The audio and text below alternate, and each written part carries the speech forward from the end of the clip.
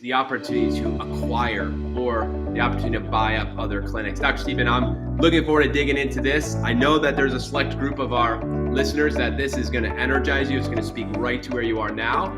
Some of you, this might be a next or ultimately thing down the line.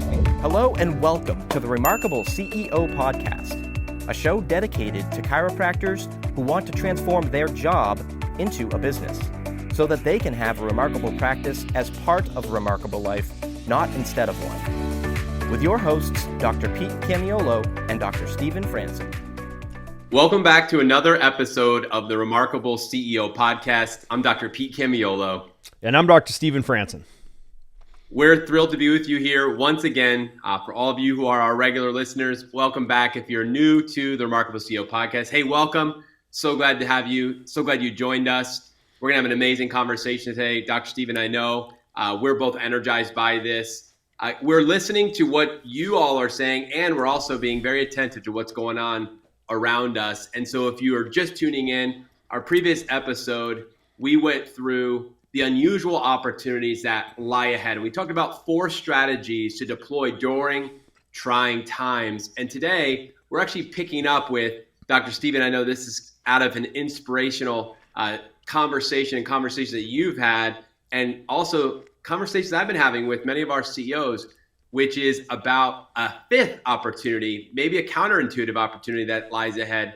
And that is the opportunity to acquire or the opportunity to buy up other clinics. Dr. Stephen, I'm looking forward to digging into this. I know that there's a select group of our listeners that this is going to energize you. It's going to speak right to where you are now.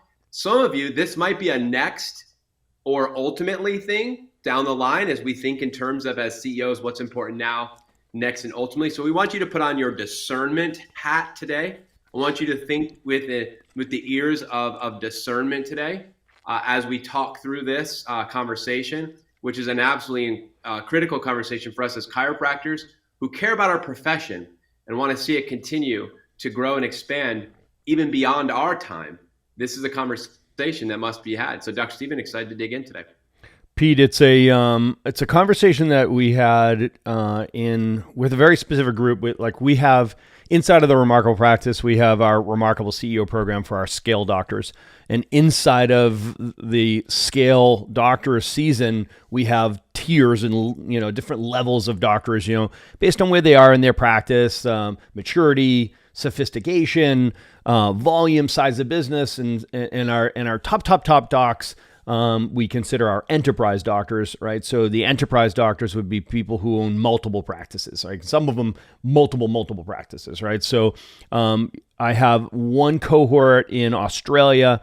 There's about 60 practices represented by that cohort. And then yesterday I had a cohort for our North American enterprise clients, and one of the docs on there has got 110 clinics.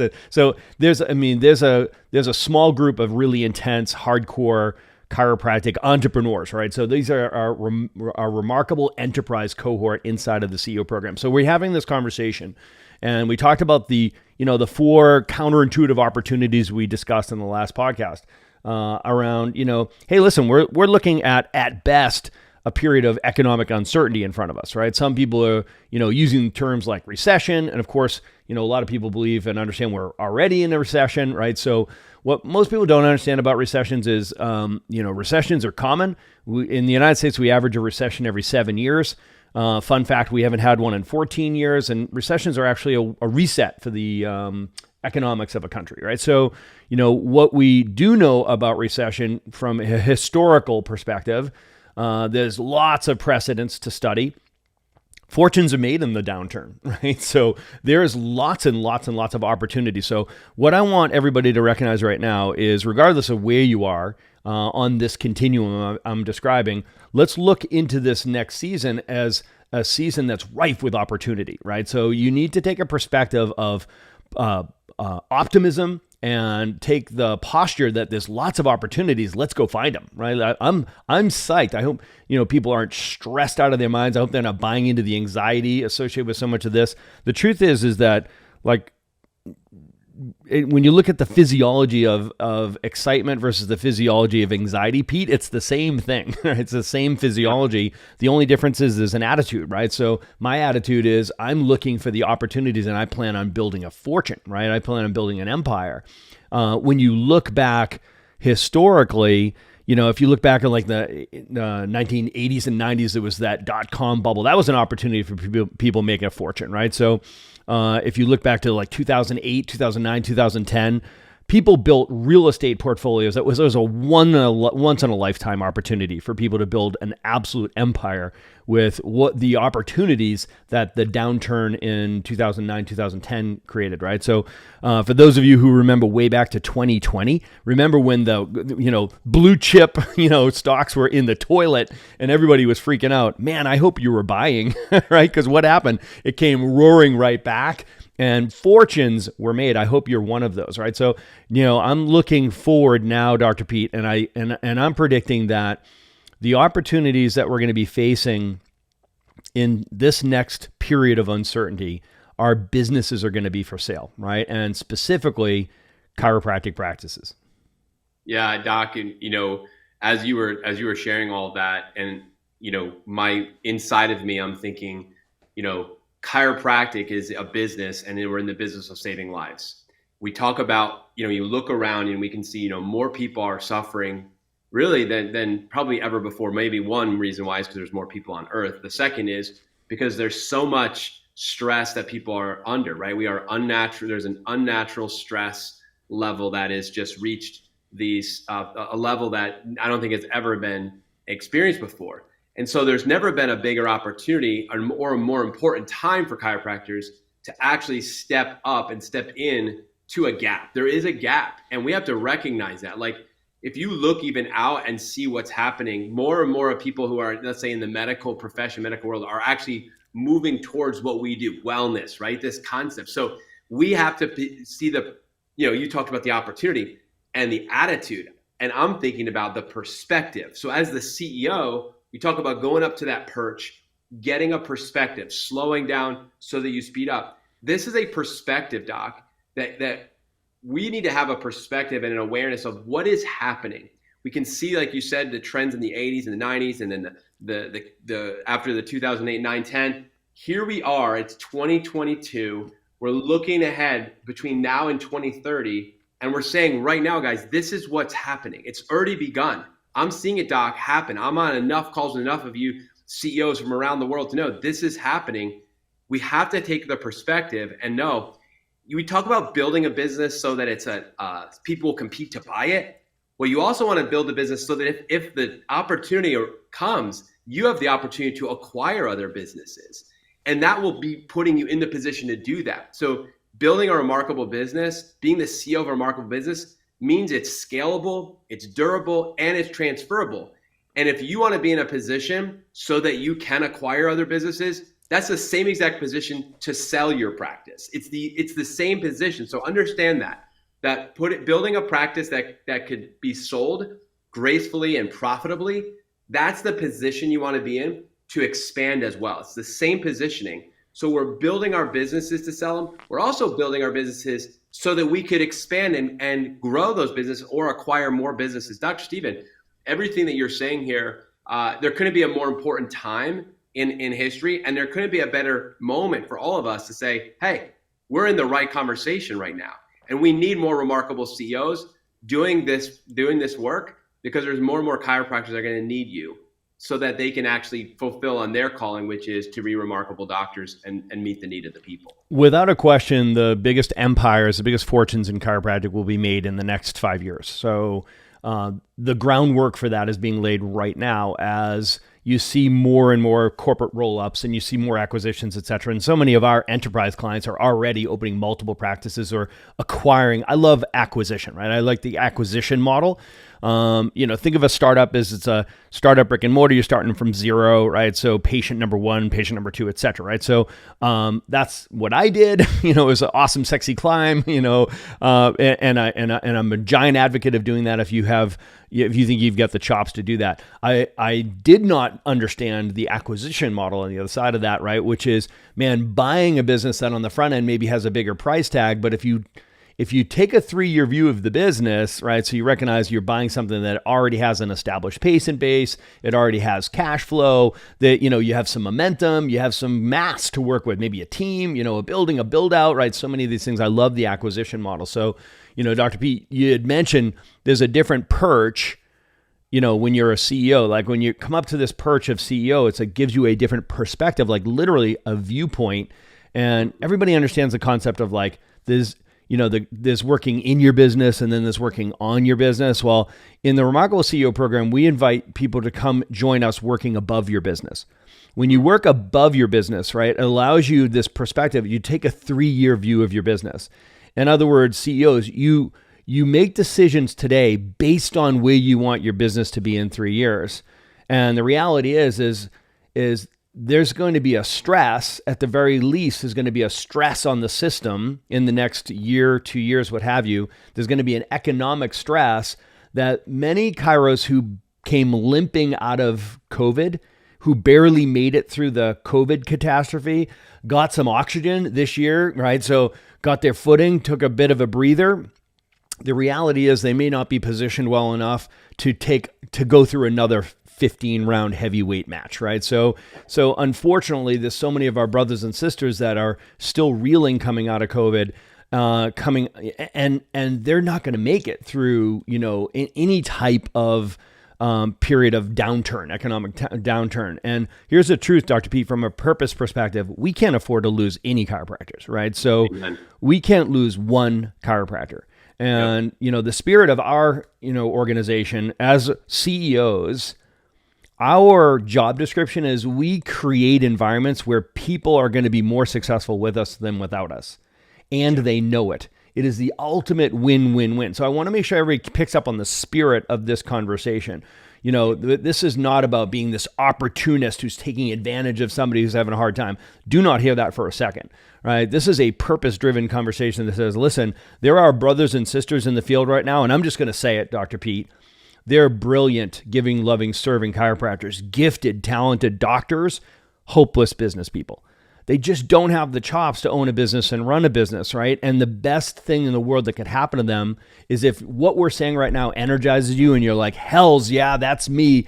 I'm the one who has the chops to run a business. I am as much entrepreneur as I am passionate caregiver and chiropractor. And so I love running businesses. I'm high risk tolerant. In fact, it energizes me. Like if you are blessed with being an entrepreneur, if this resonates with you, it's part of our purpose and our responsibility to come alongside our brothers and sisters and take them inside of your organization and give them a home where they can be successful. Doc, you talked about the heart of this, and we were chatting about this before, we recorded this podcast here right now. And I can tell you right now that is through and through the intention of this, right? And in our CEO program, this is at the heart of what we teach. This is at the heart of what you're teaching right now and working through in the enterprise groups. This is our purpose, right? Our purpose in our organization is to restore health. Okay. So it's so important that, and I'm seeing this happening, that there are doctors who are moving towards, the later season of their career. They still want, maybe they were an owner, they still want to stay in the game, but they don't necessarily want to carry the responsibility of being that owner anymore. And that's a beautiful thing. Imagine if that doctor was able to stay giving, loving, serving as a chiropractor for another, 5-10 years, but not having to carry the weight of that ownership. And then you as the entrepreneur who is looking for ways to expand, come alongside. Again, not only we can't afford to lose one chiropractor, but think about the success that is going to be afforded to that doctor, more successful now with you than without you, which is really the job of a remarkable CEO, that everyone in your business, they are more successful because they work with you than if they didn't work with you. Doc, that is the foundation of this that is the heart of the matter. That is the core. That's at the core of this conversation here today. Is in many ways, like you could be a rescue boat floating down, just rescuing docs and giving them an opportunity. I know this personally because I'm walking through it with several of our CEOs right now. And it's an amazing thing. It's a beautiful thing. It's actually energizing to everyone. Like you said, it's win, win, win. And as new doctors are coming in to our profession out of the schools, think about the opportunity that you can give them. Think about the next generation of chiropractors being able to come into an environment where they get to come and work underneath your leadership as a CEO, a remarkable CEO, as you've been training and working on yourself as a leader, to give them an opportunity to come and use the gifts and the education and talents they have to serve in our profession, but not have to necessarily carry that weight of ownership as an entrepreneur, which for many of us, going to school years ago, it was really the only option, at that point. It's true. It was the only option. So now it's not. So there are some fundamental or foundational truths that must be understood for this conversation to really make sense, right? So to recognize that there's essentially three types of chiropractors.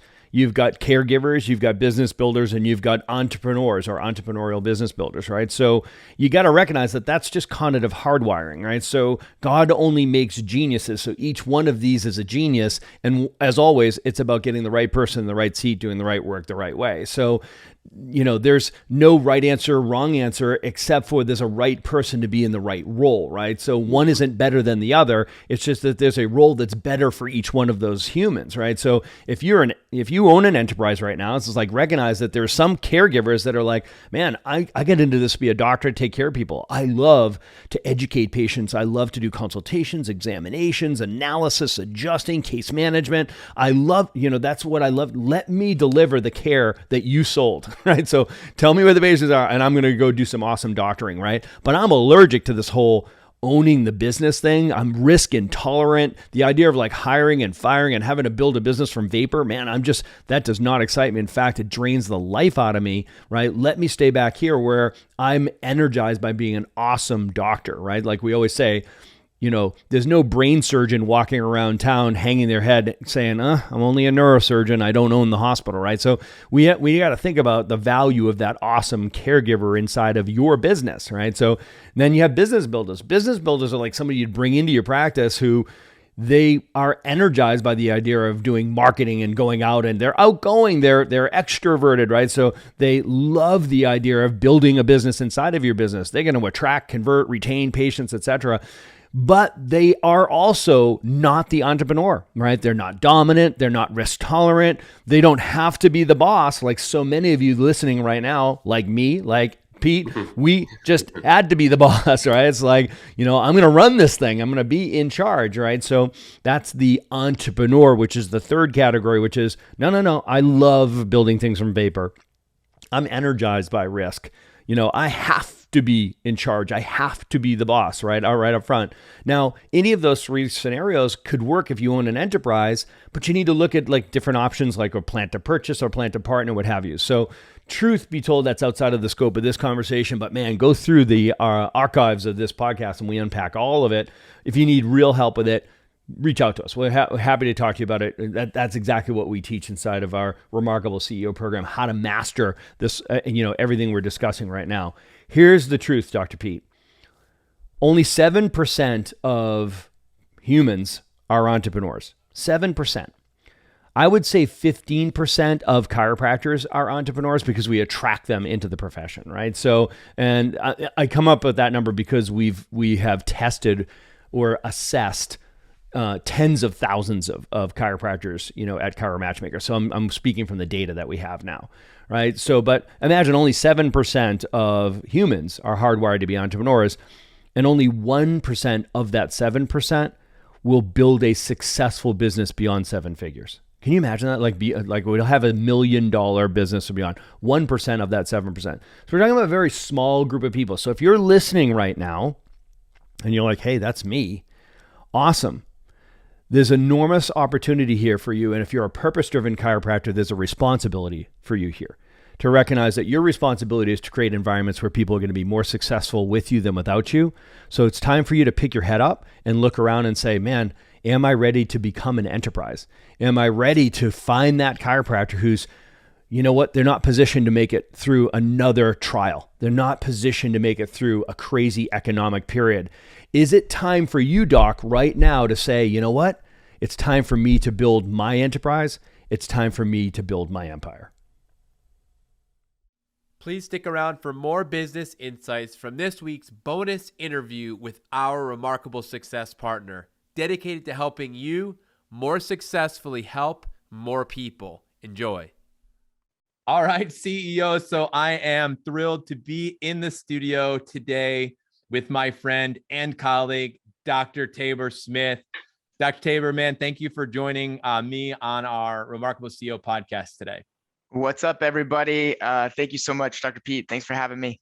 It's an honor. Absolutely, man. I just need to let everybody know this. So Dr. Tabor, obviously, we talk about being a success partner, and Dr. Tabor has been a success partner for the last few years with Remarkable Practice, and it's just been incredible to have you, as part of our family. We like to talk about that. You're part of our family, so it's really a privilege and honor for me to be able to, have you here and to do this segment with you here today. And I'm just super pumped to have you. And thank you for all the value that you add to our doctors and all the people that they're able to help because of what you do. So couple questions for you today that I think is just going to be awesome for all of you CEOs to listen in on. And what Dr. Tabor is doing is really changing the profession. Ultimately, it's really giving us, I think, a level of focus, of direction, of relevance when it comes to where we are now, where we're going in the next 100 years as a profession.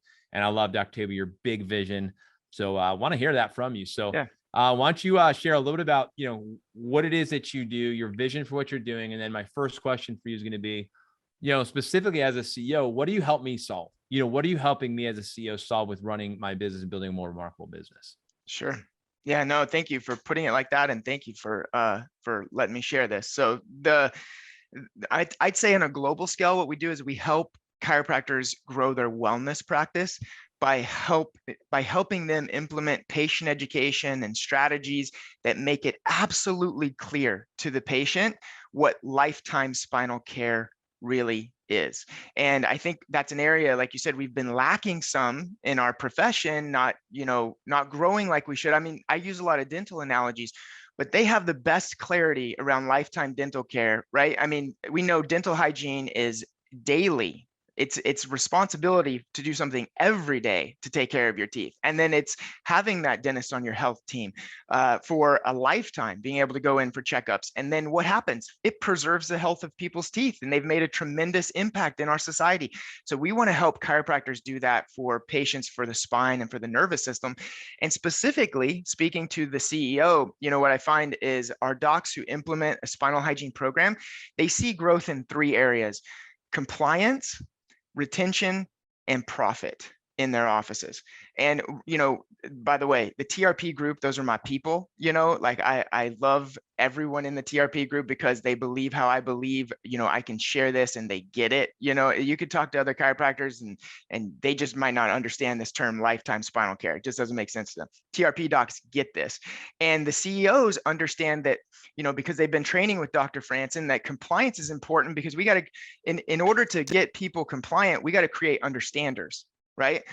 There were several studies that showed if you want to increase compliance, you not only give them home care, but you teach them why they're doing each exercise and how that's going to benefit them. And when you add that education, then it creates understanders, and that makes compliance so much better. And that's pretty, putting it pretty easy, but that's one way. And then retention, we talk about clarity being the key to retention all the time in the Remarkable Practice. And so, when we're talking about regular chiropractic visits, daily spinal hygiene exercises, it just doesn't get any easier to understand than that. It's like the toothbrush. How hard is a toothbrush to figure out, right? We got to keep it simple.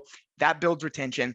And then ultimately we're building profit for these CEOs. And that's not only on the front end, because when you're adding those kits and those products to their care plans, you literally measure that ROI, but also on the back end, because there's nothing more valuable in a chiropractic office than growing a wellness program. Our docs who have, corrective care strategies, there's an initial corrective care program, but then the conversion of that person from corrective care to wellness care, that's what makes your practice valuable. And that's what grows. And eventually that wellness program is bringing in so much, continual revenue monthly that you're covering your salaries, you're covering your overhead. And every time you start a new patient for corrective care, that's just bonus. So those are some of the ways we help the CEO. I mean, I love this conversation. I mean, I could talk about this all day with you. I mean, this is really the name of the game. And, I love, like you said, the synergy that we have with Remarkable Practice model and the docs and what you're doing. So, I mean, you just kind of laid it out there. You almost answered my second question, which is specifically, how do you help CEOs and owners and the doctors help more people? And you kind of said that, by solving these three things. So I'd like to unpack a concept that we talk a lot about on our show, which is the concept of leverage. So we talk about that CEOs use leverage. So there's three things that you leverage as a remarkable CEO: leverage time, people, training and technology. So people, training, and technology. So when you look at these things, and systems, you can throw systems into all that, but it's systems are underneath all three of those. But this is really a leverage opportunity here. So if I say, okay, so I understand lifetime practice, I understand it as a concept, okay, but it could also feel like a concept and not like my reality, because maybe we struggle with this area of retention. Maybe we've never built a practice like that, or it's not a strength for us. So even for that practice and for the practice on the other side that says, hey, we've got good retention, but how do you keep it that way and continue to grow? You're saying, hey, you can leverage spinal hygiene to increase the likelihood that, number one, people are going to be compliant to your care recommendations. Number two, they're actually going to stick with it. And number three, it creates a greater profit. Number one, case visit average lifetime value of an individual, but also a care plan, an initial care plan increased value, right? So you're talking about profit really in two different ways, long-term, but short-term too. So I want you to talk about leverage in the framework of not done by you. Because a lot of times when a doctor says, you want me to implement this new system, it's just going to be more work. So I want you to talk about that. Number two is simple. So one of the things Dr. Steve and I always talk about is awesome and easy. Nobody wants it to be harder. So how do we use leverage, not done necessarily by you? And number two, how do we keep it simple, which is, to me, easy to understand, easy to do? Those two things. So easy to understand, easy to do. Can you talk about that? So thank you so much for bringing up this concept of leverage. And we just came off of the team building immersion, right? And so one of the massive areas of leverage for you, for your time, for your energy, for your effort, is distributing this responsibility of education through your team, right? And what docs are seeing when they're implementing spinal hygiene is that it actually elevates a level of confidence in your staff and even in associate doctors and even in doctors themselves, when they really understand these concepts that they're sharing with patients, and the fact that it's so easy. It's a plug and play system where the kit does most of the educating, but once the team gets it, I like to say, just you know what I mean, when the light bulb goes off, right? That my staff now understands it and is able to explain it because the concepts are so easy. And I'm sitting back going, wow, look at that. In fact, for example, we had one doctor whose staff member got so fired up about spinal hygiene, she's out doing workshops on her own on spinal hygiene, getting new patients to come into the office, and she's a CA, right? In fact, I think she's going to chiropractic school pretty soon. So we're even turning CAs into chiropractors, which I know is a common thing in the TRP group. But that leverages your, even your training or the effort you have to put in to try to help your staff, get these concepts, because we provide all of that, number one. And also these concepts are so easy to understand that once your team gets it, in fact, what we recommend is that with your team, so what we do in my office and a lot of other offices do it too, is before each shift, do a couple spinal hygiene exercises with your team. And that way, the team is able to say, hey, I do these. We do these every day before our shift. Are you doing them at home? And they're able to talk to patients and make sure that they're checking in, make sure they're doing their third leg of the stool, right? So it's all around leverage, not only in your time, because these are literally plug and play. They don't take any time for you or your team to, really write down all these prescriptions and then track people down, and teach all these efforts, to learn the exercises. They're so simple. But then number two, you're leveraging your team and your training, because your team's going to have more confidence and be able to share lifetime spinal care with your patients as well. Hope that answers the question. So good. No, I love that. It definitely answers the question. I mean, this is the conversation, that we really need to be having when it comes to, okay, how do you integrate and leverage a resource such as spinal hygiene, in a practice, Right. Whether you're a high volume cash family practice, or you're going to be more of a niche specialist type practice where, you're a little bit more focused in that way. And, so regardless of where you're at in the spectrum, as far as volume, because I think a lot of chiropractors think in terms of that, this is about results, right? So the big thing we talk about on the three legs of the stool for us, and we teach that, these are the three things that you have to do to get the best results. So this is really about driving results. I think that's what I think is really in your heart. When I first heard this from you years ago, it's about getting results for people. Yeah. Like, what are we doing here, guys? Are we really changing spines? Are we really transforming people's lives? Like, how do we know? How do we measure that? Like, what's the long tail on this thing? And so, can you talk about? Tell docs. Oh, sorry. I always tell docs, like, better retention equals better results. Like on that three-legged stool where the R is in the middle, you could almost substitute results and retention right there, because if the patients are doing those three things, then retention is going to go up. If the patients are doing those three things, they're going to get better results.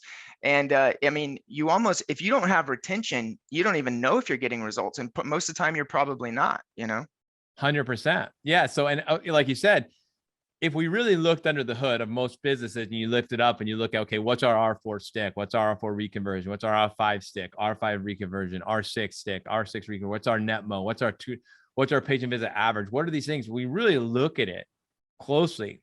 The reality is it's not where most of us really want it to be. And I think all of you, we were seeing each other right now, I get a lot of nods and a lot of hands up in the air, like, yes, exactly. So speaking to the CEO, Doc, about ROI, right? We talk about ROI. Sure. This is a business. We're having business conversations, a business podcast.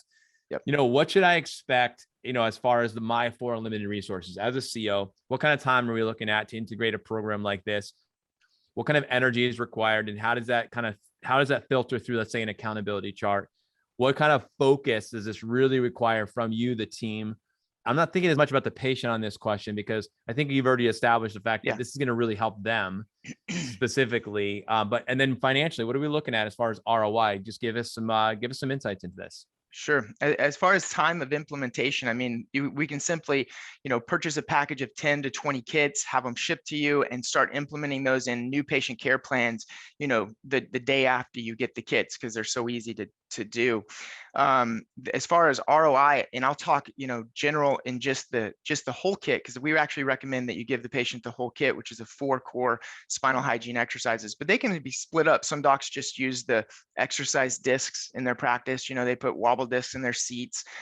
Some docs are just using spinal molding rolls, or just the resistance bands, or just 1 or 2 of the products. But speaking as far as just giving the whole kit, making it super easy, all of the education is all in there. We recommend that you build that kit into your care plans at a price of a retail price of $117. Now, some docs do, as low as $97, some as $290 or $197, and you could add anything to that kit you wanted to. So you could really put the price wherever you wanted, but we recommend $117 for the retail price to your patients. And the doc is paying about $50 to $55 per kit, depending on how many you order at a time. So you're making, 60 to 70% return on your investment just by putting that kit into a care plan. And I mean, literally, these products should not cost you a dime. You should make 60% return on your investment every time you start a new patient and you put a kit into their program. Now, and then on top of that, which is a little bit harder to measure, but I encourage docs to measure this. And if you're in the TRP program, you're already measuring this, and that is the compliance. So the patients that finish their corrective care plans will go up when they start understanding the concepts of daily hygiene, and actually, keeping that on the forefront of their mind. Life gets so busy. Sometimes they're like, oh, I forgot my visit, right? But if they're doing something on a daily basis, that's a reminder to take care of their spine. So we're hitting a couple birds with one stone by increasing, compliance, helping them finish their care plans, and then measure that conversion to your wellness care, because that will go up as well, because people will be understanders. They're like, I understand if I don't take care of the spine, it will decay. I understand that spinal hygiene is a lifetime thing versus correction. And we talk about this concept just mentally, the definition. I apologize here. Just the definition of correction means there's an end. I mean, you're not correcting something if you don't correct it, right? Or as much as possible, just the connotation of correction has an end. Right. The connotation of hygiene and wellness does not have an end. So we start them from the beginning with the end in mind, right? With no end in mind, with that term spinal hygiene.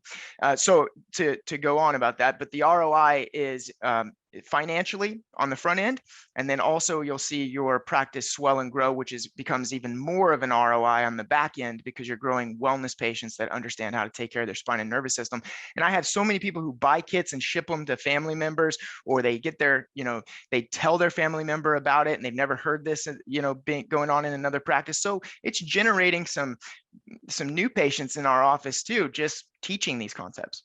Yeah, I mean, again, it's to me, it's a signature, right? It's the signature of your business. It's one of the things. What is it that sets you apart, right? Everybody's looking for what's their USP. What's the thing that makes you different, unique in your town as the chiropractor? What's one more thing that you can do that sets you apart, that takes it to another level? Again, we're not in competition, obviously, with our other brothers and sisters in the community. There's not enough chiropractors probably in your community to serve all the people that are there, but what are the things that you do to differentiate yourself? What are the things that you're doing to continually make yourself better? And that's a question we're always asking, is what are we doing to continue to raise our level of how we're playing every single year as a practice? And these are the things that you can do to take it to another level. So Dr. Tabor, thank you again.